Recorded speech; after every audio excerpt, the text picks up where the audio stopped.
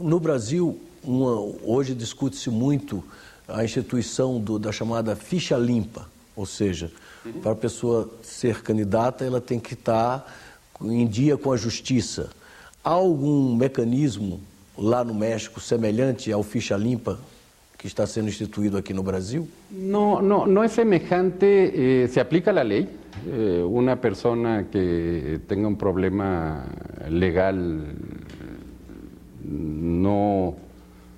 o una sanción legal no puede ser electo, como mencionaba yo hace un rato.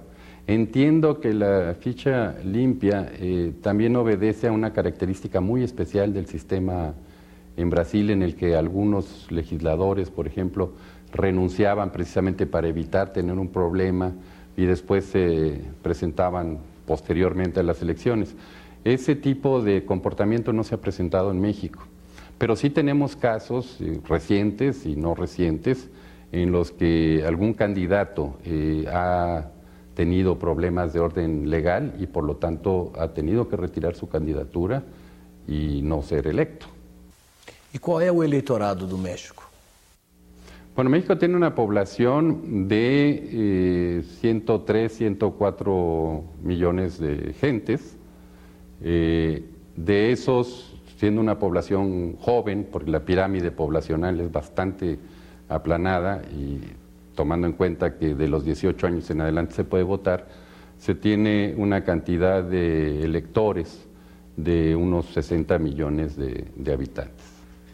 En las elecciones presidenciales más recientes, en el 2006, el primer domingo de julio del 2006, hubo una participación de poco más de 30 millones de votantes. E lá no México há regras que procurem induzir a participação feminina nos pleitos eleitorais, como no Brasil? En México la mujer tiene el voto ya desde hace bastantes años y ha mostrado ser bastante activa en cuestiones políticas. La regla es que los partidos, que son los únicos que hasta la fecha pueden proponer candidatos, tienen que contar con un 30% de sus candidatos de género femenino. Y ya después el elector decide si vota o no vota por esas personas en igualdad de circunstancias con los hombres. Entonces esto quiere decir que si bien se les da la oportunidad de poder votar con un 30% como mínimo, y después ya en las elecciones el electorado decide y no necesariamente el Congreso refleja un 30%, puede ser más. Acabamos de tener una reunión muy interesante de CEPAL aquí en Brasilia, en la que también se vio este tipo de cuestiones y México sale en cuanto a participación de las mujeres en los órganos legislativos más o menos en el promedio latinoamericano. Como é o sistema partidário mexicano? Quais são as forças dominantes no cenário político do México? Sí, para poder tener registro como partido político, primero existe el beneficio de la duda y después ya para obtener realmente el registro se necesita contar con cuando menos el 2% de los votos de la elección de que se trate.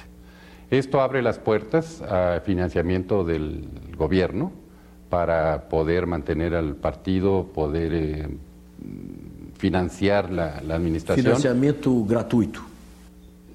Pues no tan gratuito, porque lo pagamos los que pagamos los impuestos, pero sí de origen gubernamental y tiene que haber una rendición de cuentas. Hay quienes dicen que debería mejorar la rendición de cuentas y con ese dinero se paga la administración del partido como tal, pero también reciben en partes proporcionales a lo que fue el resultado de la última elección, tiempo en los medios de comunicación, véase televisión y radio.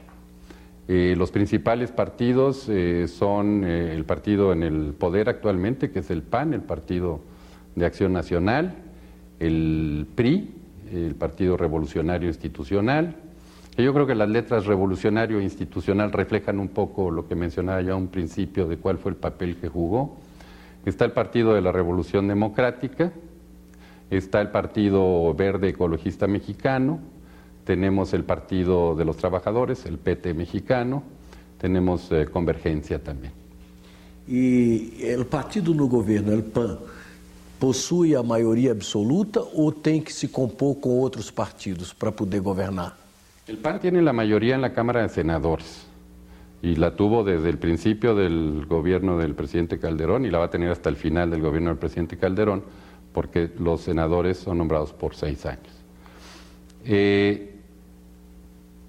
La mayoría en la Cámara de Diputados actualmente la tiene el PRI, y eso a partir de las elecciones del año pasado, a mediados del año pasado, que son las elecciones de mediano término durante el sexenio del presidente Calderón.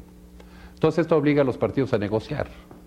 De hecho, se ha comentado mucho en relación a las elecciones más recientes en 12 estados de la República Mexicana, de alianzas electorales que nadie se hubiera imaginado hace un año.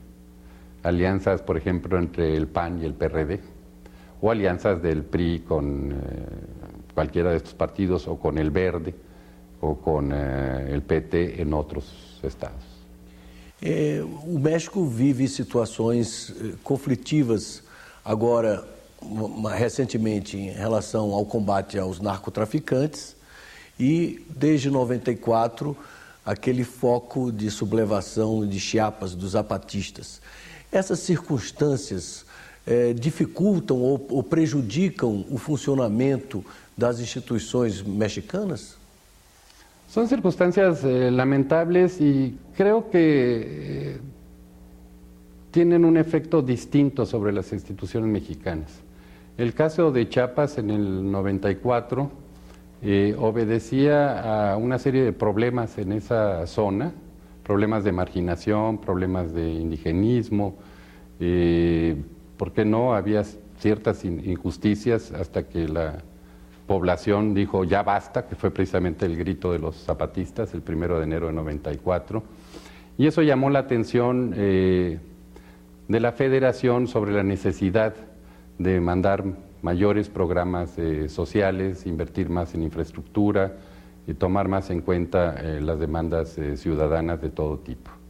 Y de hecho Chiapas afortunadamente ya no es noticia en México, salvo muy buenos paquetes turísticos para poder ir a visitar un estado que es precioso desde el punto de vista arqueológico, bellezas naturales, hospitalidad de la gente, comida y ciudades coloniales.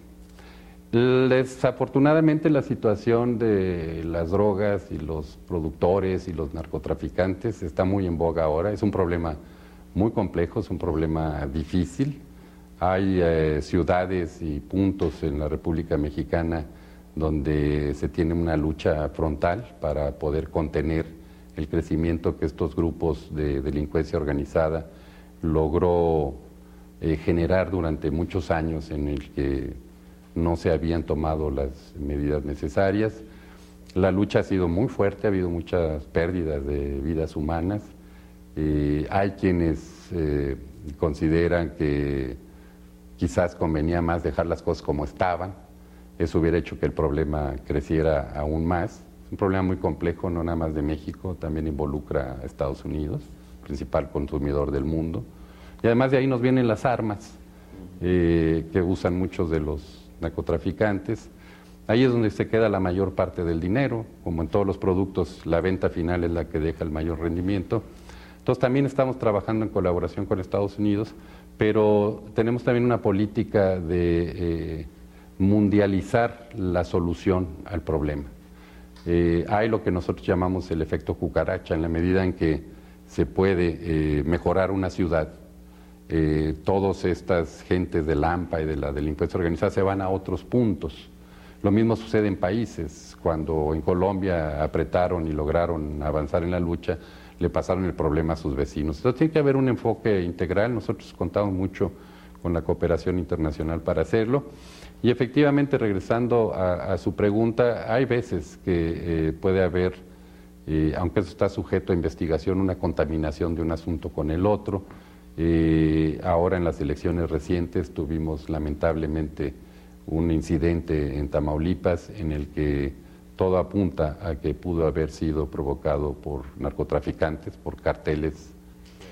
Y precisamente con el ánimo de evitar que el fenómeno de los narcos contamine, por ejemplo, las elecciones, hay una reforma reciente que prohíbe el secreto bancario, que de por sí en México no es el secreto bancario que se utilizaba en otros países, y permite eso fiscalizar cuáles son los recursos que puedan recibir los partidos políticos. Porque en México, aparte de lo que pueden recibir por parte del Estado bajo reglas muy convenidas, también los privados podemos financiar a un partido afín a nuestras ideas hasta ciertos topes, de tal manera que el capital não perjudique a democracia. O poder econômico, como dizemos aqui, não interfira, não manipule. No manipule abusando de su poder económico, pero sí hay ciertos topes que mucha parte de la población puede utilizar para apoyar a su partido o a su candidato.